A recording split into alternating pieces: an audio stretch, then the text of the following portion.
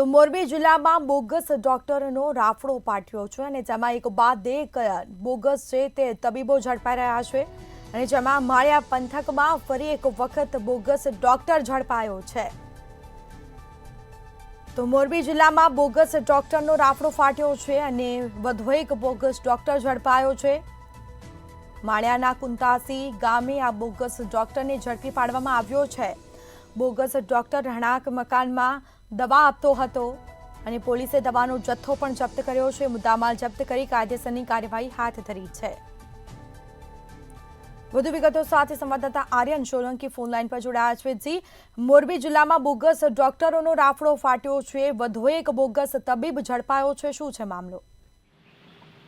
ચોક્કસથી જણાવ્યું કે મોરબી જિલ્લામાં બોગસ ડોક્ટરનો રાફડો ફાટ્યો છે। મોરબી જિલ્લાના માળિયા છે ત્યાં કુંતાસી ગામેથી જે પોલીસ દ્વારા બોગસ ડોક્ટરને ઝડપી પાડવામાં આવ્યો છે। આ જે બોગસ ડોક્ટર છે ભરત બિહારી રામાનુજ, જે તેના કોઈ પણ પ્રકારની ડિગ્રી કે સામાન્ય સજ્જનમાંની લાયસન્સ વગર બીમારી દર્દીઓની એલ્કોથોલિક દવાથી સારવાર કરતો તેમજ માણસોની જિંદગી તથા આરોગ્ય શારીરિક સલામતી જોખવા જેવું બેદરકારી ભર્યું અલગ અલગ કંપનીની દવાઓ જથ્થો તથા સારવાર કરવાની સત્તાનો રાખી કુલ મળીને પોલીસ દ્વારા ધરપકડ કરવામાં આવી છે। હાલ પોલીસે જે બોગસ ડોક્ટર છે તેની મેડિકલ હેઠળ ગુનો નોંધી કાયદેસર કાર્ય કરવામાં આવી છે।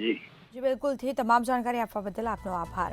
તો પોલીસે દવાનો જથ્થો પણ જપ્ત કર્યો છે અને સમગ્ર મુદ્દામાલ જપ્ત કરી કાયદેસરની કાર્યવાહી હાથ ધરી છે।